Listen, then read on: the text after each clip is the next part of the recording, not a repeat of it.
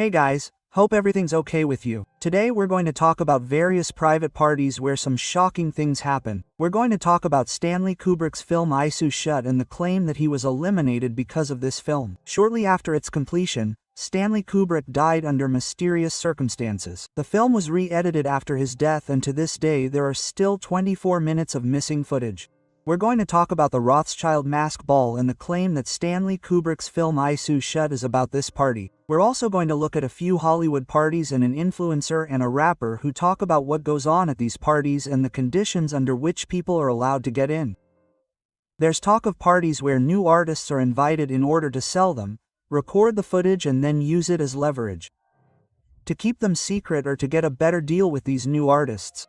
We're going to look at a very specific case of such a Hollywood party that was made public by the actor Terry Crews.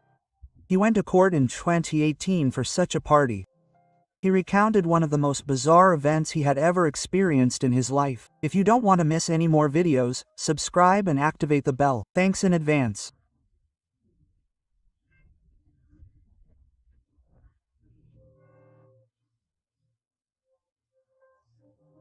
Yeah, exactly.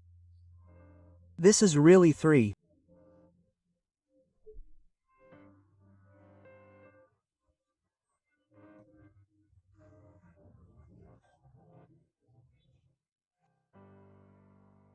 Stanley Kubrick was an American film director known for his unique films and creative vision. He made some of the most iconic films of the 20th century, including 2001, A Space Odyssey, The Shining, Full Metal Jacket, and many more. Born in New York City in 1928, Kubrick initially worked as a photographer before entering the film industry. He began as a documentary filmmaker and eventually worked his way up to feature films. His final film, Eyes Shut, has sparked much speculation and controversy, especially after his sudden death just days after its completion. Some believe Kubrick was killed because of the content of Eyes Shut. Released in 1999, Eyes tells the story of a New York doctor named Bill Harford, played by Tom Cruise, who delves into a secret world of secret societies and rituals after being cheated on by his wife Alice, played by Nicole Kidman. The theory goes that Kubrick not only provided insights into the world of the elite and the forbidden, but also revealed the dark secrets of some secret societies. Those who were exposed by Kubrick are said to have paid for it by silencing him. It is said that Kubrick received a phone call telling him that he had to rewrite his film or he would regret it. However, Kubrick refused to change the film. After his death, the film was re-edited, and to this day, 24 minutes of footage are still missing. What was shown in those minutes remains a mystery to this day.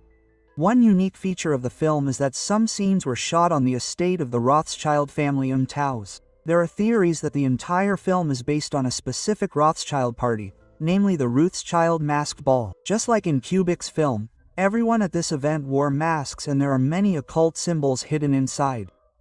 Every detail had a meaning, e.g. an invitation card that was written backwards. Writing something backwards or in reverse is often used in black magic. Many scurrilous things were also served at the party, such as baby dolls with amputated legs or artificial baby heads that had been broken open. The house was illuminated with a projector for the party, so that it gave the impression of a fire. These were the official things, for which there are also pictures. The rumors that are going around about it are much more extreme, namely that children are sacrificed at these parties. This is supposedly done for wealth and power. The topic of child sacrifice always sounds so unbelievable, but that's only here in Germany. In other countries, such as many African countries, it is well known that there are people who have children for wealth, and that is nothing new.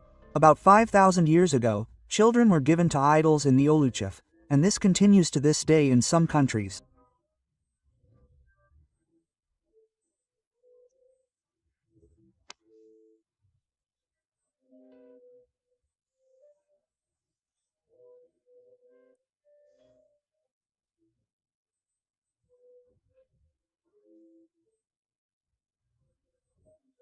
$192 Place MK Ultra Dollartos.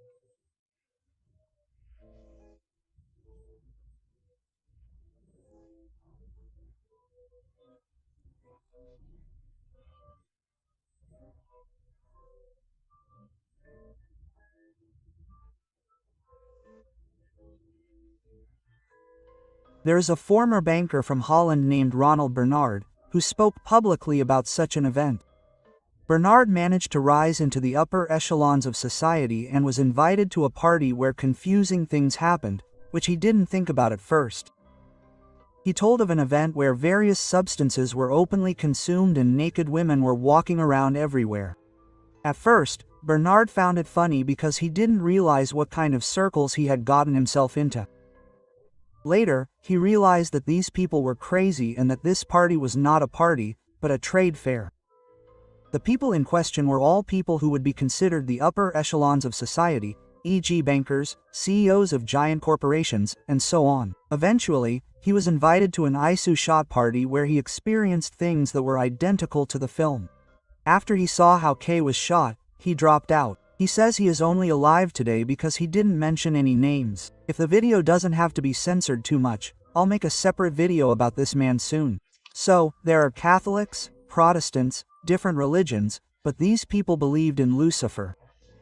And then everyone can say, there is no faith, there is no religion, none of that exists. Yes, but for these people that was the truth. They were serving something immaterial. They were serving Lucifer. But it's not just the elite who are involved in such parties. In Hollywood, there are also very often parties where very questionable things happen, as influencer Warwick tells us. Warwick became famous through her social media channels and was eventually invited to such parties. She reports on very dark things that happen at these parties. Before you can even get into these parties, you have to hand over your cell phone and sign a non-disclosure agreement. That's still somewhat understandable, but we'll get to something else that you also have to sign, and that's not so understandable. She says that according to rumors, for example, up-and-coming artists are lured into these parties by making promises. They're told, for example, that famous people are there, which they are, but not to sign them or talk to them. They're basically lured in with these artists in order to drug them at the parties and then protect them. For example, when people come to the parties, it's already discussed in advance what will be done with these new artists. They're given a drink filled with substances and first make sure they're insane. Then these artists are raped by men. This is recorded on tape, so that if these artists go through the roof, they'll always have them under control and can continue to monitor them. Something similar is also said to have happened on Jay's Island, not with rappers, but with a different kind of people. There is also often talk of label bosses organizing such parties and then having these recordings, for example, of a gangster rapper. The artist is told, "You have to sign this contract or we'll steal the recordings and you'll never make any money again."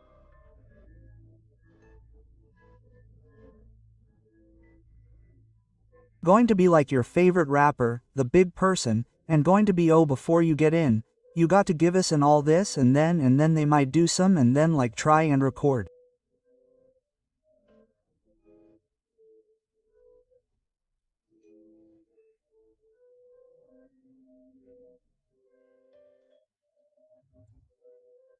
She also talks about a very specific party where she ultimately didn't want to go in. As always, they wanted her cell phones at the door and a signature on a non-disclosure agreement. It's understandable that they wanted the cell phones. You can also understand a signature. The craziest thing is that they didn't just want that, they wanted a drop of blood. Sounds crazy, but what she says, we'll get to what you can do with a drop of blood in a moment.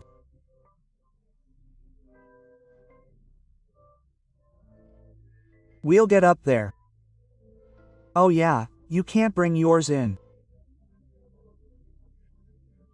I'm bringing mine and then you got signers.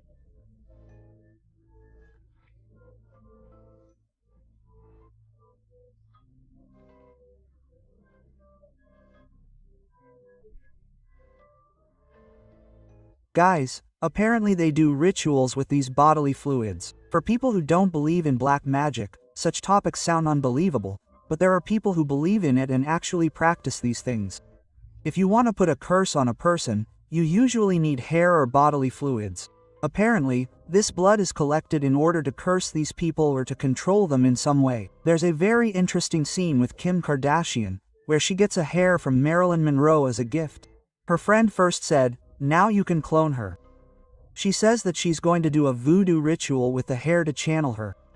Channeling and spells are often used to get in touch with spirits or demons.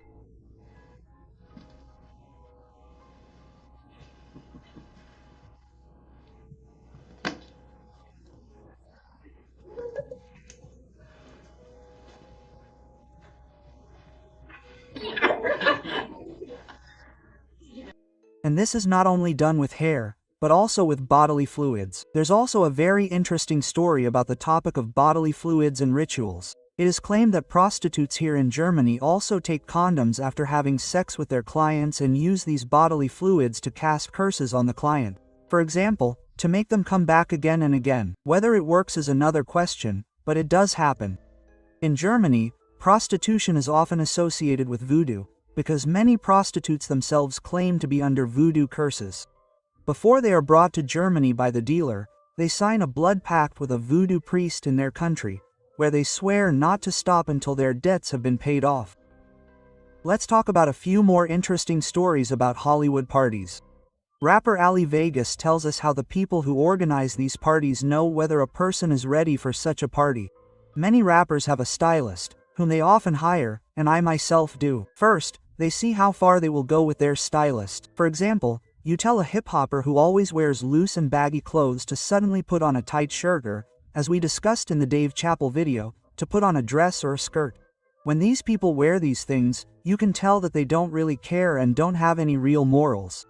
That's supposedly how it works. Then they get invited to these parties. He says the same thing as Wiki, namely that various people at this party are being asked to have sex. Vegas even says that you don't even have to get people drunk to do something like that, but that it's simply known that it's the next step on the career ladder.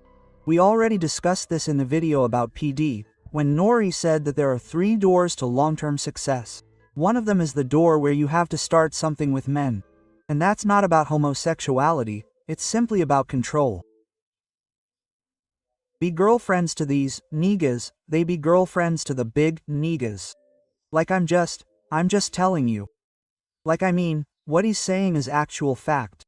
So a lot of times you see dudes coming, you be likeo, how he got dug in so fast. He got dug in literally. What they do with the AR is easy. They send the STI first.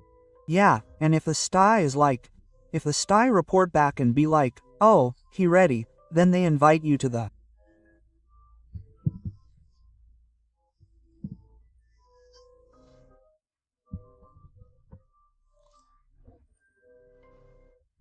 Vegas statement about eventually ending up at a party where the greeting is a man groping your genitals is a reference to actor Terry Crews, who once went to court for such a party. In 2016, actor and former football player Terry Crews was embroiled in a scandal when he publicly spoke about sexual harassment committed by a Hollywood producer. Crews has starred in films like White Chicks, The Expendables, and many others. I think most of you are familiar with him. In 2016, Crews met producer Adam Bennett, who works at the William Morris Agency in Diva, one of the largest agencies in the film industry, at an event.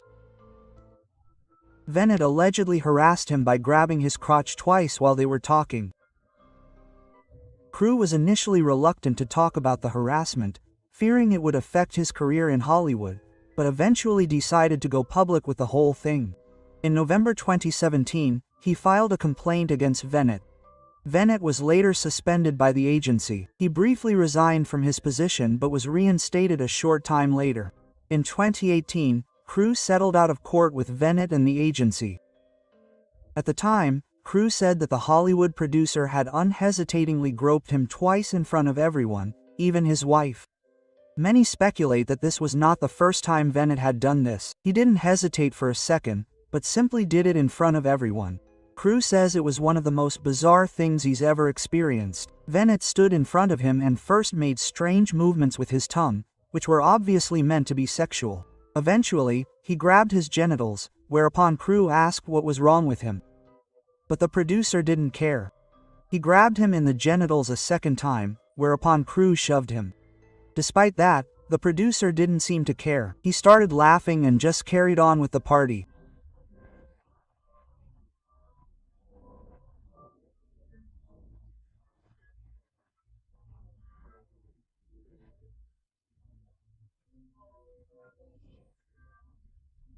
Joke. I mean, I don't understand. It was actually so bizarre. And he keeps coming over to me. He comes over to me. I stick my hand out and he literally takes his hand and puts it and squeezes my genitals. I'm jumping back like, hey, hey. And then he's like, and he still licks his tongue out and all this stuff and I go, dude, What are you doing? What are you doing? Quote. And then he comes back again and he just won't stop. And then I really got forceful, pushed him back.